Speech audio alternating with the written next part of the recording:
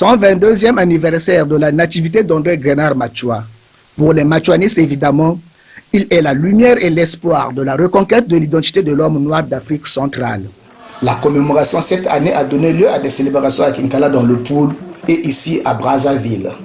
Il faut retenir que Machua est aussi pour ses adeptes le Dieu véritable et authentique qui mérite prière et adoration en place et lieu des dieux étrangers ou importés. Donc cette date de 17 janvier, c'est la date de naissance d'André Grenard Machua. Donc au Congo, tout d'abord la tradition est basée sur le machuanisme. Au Congo, notre messie qu'on appelle en langue Mvulusi, Mfumu Yabeto, c'est André Grenard Machua, il n'y a pas deux, il n'y a pas trois. Ce genre de célébration, il faut le souligner, est pour les fidèles d'André Grenard Machua une occasion de rappeler à la fois à leur idole et au monde entier que le combat pour la liberté engagé contre le colon est toujours d'actualité. D'où l'importance pour tout machuaniste de demeurer dans l'authenticité du point de vue spirituel, social et culturel. Machua vient au moment où la colonisation bat son plein. Il a posé 3 revendications principales.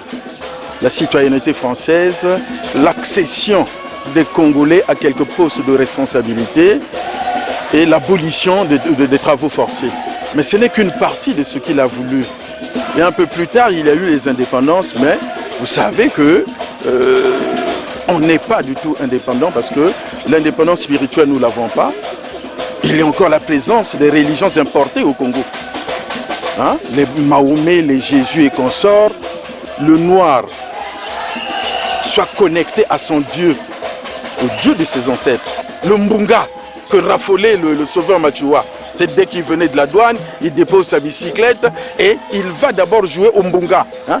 Puis, il se dit toujours dans ces milieux que Machua n'est pas mort, il avait plutôt disparu.